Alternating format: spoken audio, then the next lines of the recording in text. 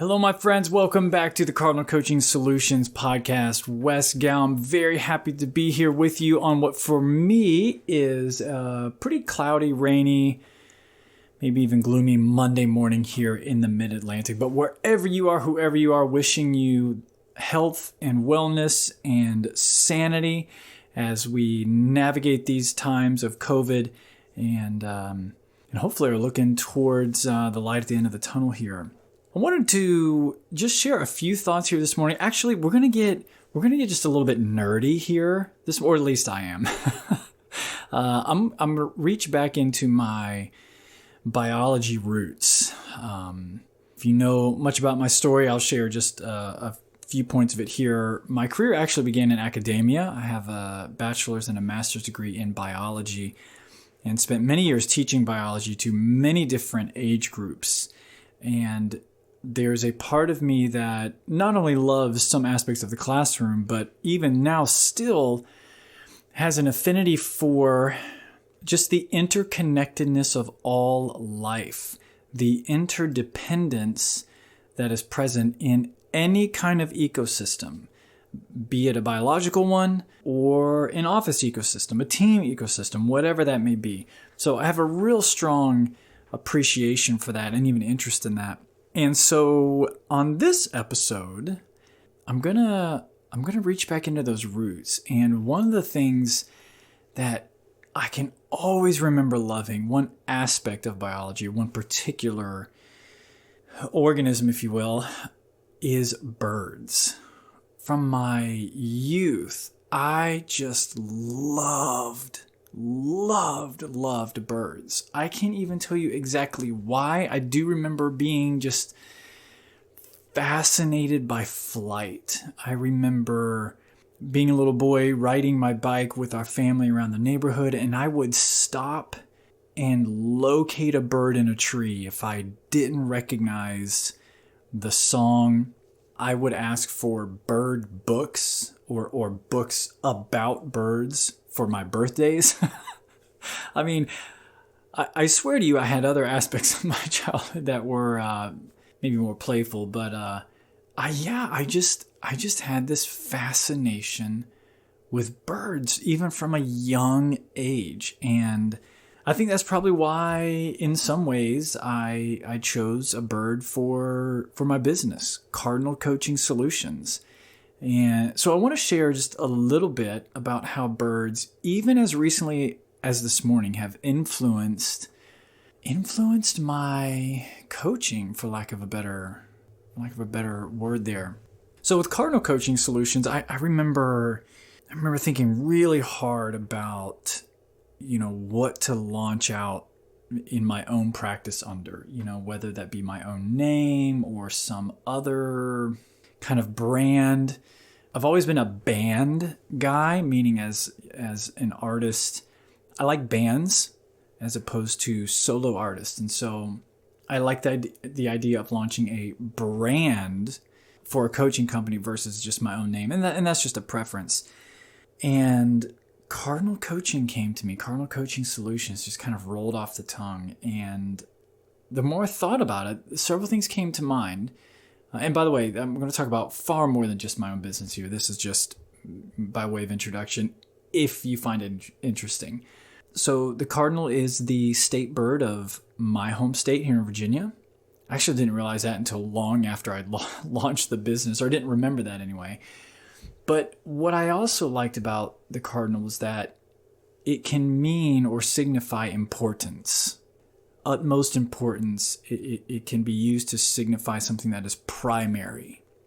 I say that to say not that my business or anyone's coaching business or practice is of utmost importance or primary in and of itself, but the work of internal discovery and exploration and moving past beliefs and barriers and boundaries is of utmost importance. That's my belief, and that's why I'm in this work. And so that's just a little bit about where the business came from. But what I want to talk to you about today is, again, it's still a little nerdy and it's birdie, but my observations of the difference between a hawk and a kite. Now, I grew up in what was then rural Florida. And even still, when I go home to visit my mom and stepdad, who still live there in Florida outside of Tampa, we grew up across the river from a refuge of sorts. We never really knew much about it. It's nearly 200 acres of just undeveloped, untouched Florida jungle. It is seemingly impenetrable if you know much about how thick the Florida jungle can get. But it just looks wild over there. And it is completely wild. So what I noticed recently on a recent visit was the flight path, just the general behavior of these small hawks that are all over that area. I don't know the exact species. It might be Cooper's hawk, sharp-shinned hawk. I don't know. We're getting way down deep in the weeds there. Those two are actually real hard for me to distinguish anyway. But here's what I noticed about the hawks. A couple things. Number one, they're really loud. They're really loud. They call almost all the time. Secondly, they're really busy. They fly back and forth from our property across to the refuge and back and everywhere else. They fly with straight lines, distinct purpose, very busy. They may often be carrying something in their beak if it's for a nest, or in their talons if it's for food. But I mean, they're beautiful, but they're very loud and they're very busy, very purposeful and intentional.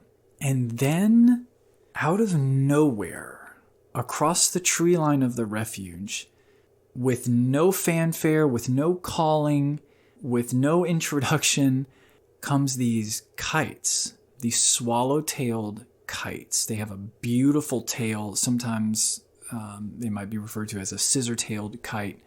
I've always known them as a swallow-tailed kite. And here's the difference in a kite. I rarely see a kite flap its wings. It just glides. It just appears out of nowhere.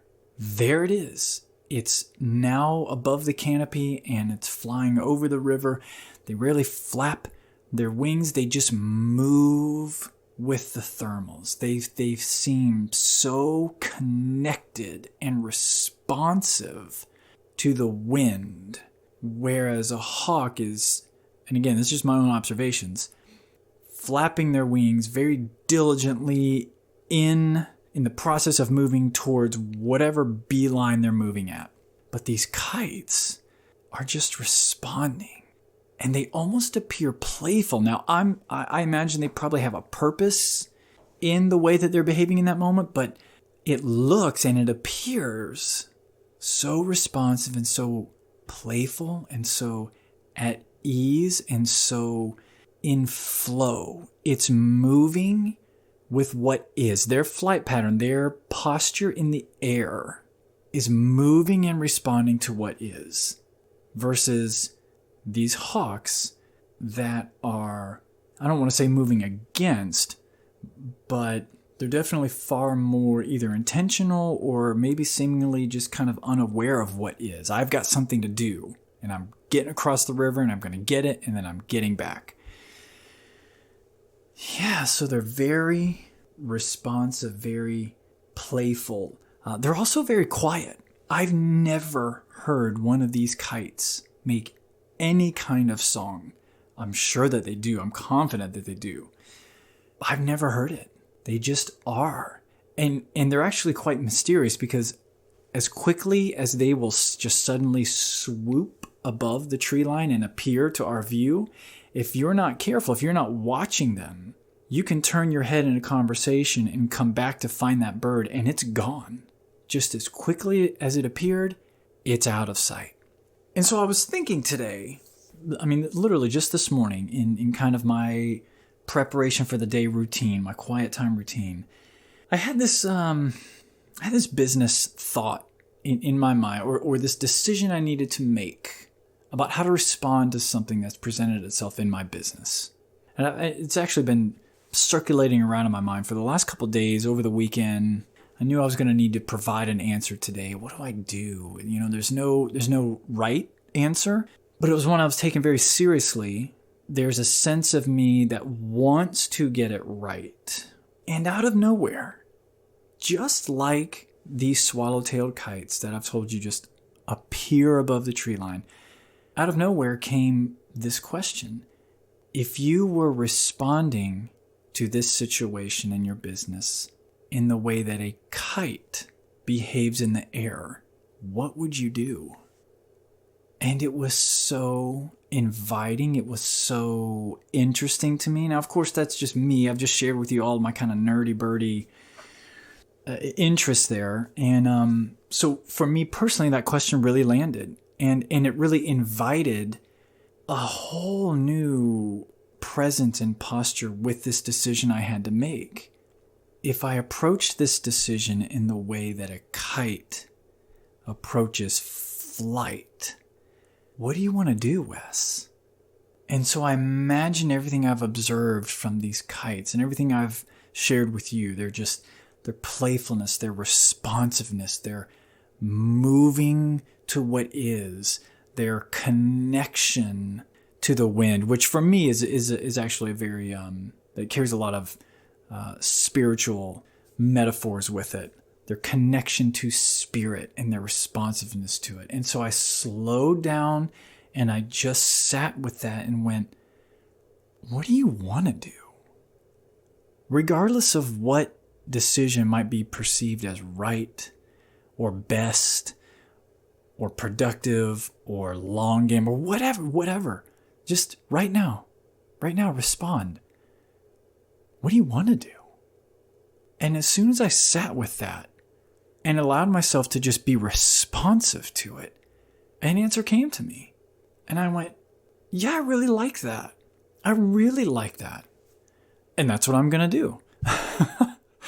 And so I don't share that to say that, that type of question or scenario would land with everyone. But for me, imagining myself responding to this decision in the same way that I've described a kite responds to flight was really inviting. It really took the pressure off a right decision and allowed me to just be responsive in the moment. And that's what I'm going to do. And if you ever get the chance to observe a swallow-tailed kite, they are just beautiful. I joke with my kids that they are my spirit animal.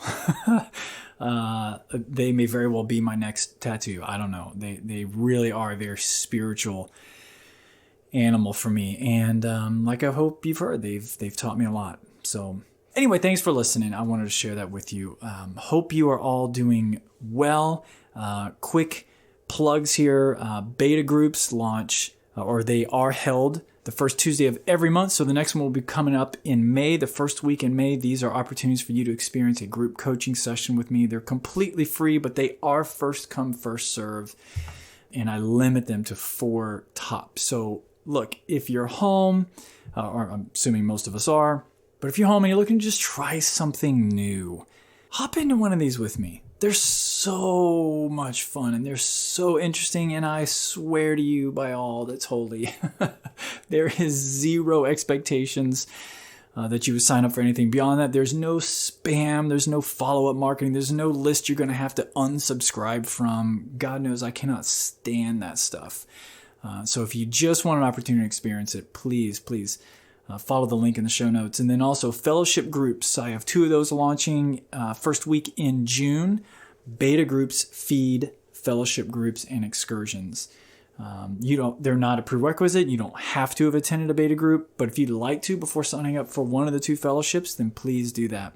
And then, like I also mentioned, excursions will begin pushing those here as the first excursion here in 2020 launches in August, the end of the summer. So again, all those links in the show notes. Thanks for listening. Hope you are well, and we will do this again soon.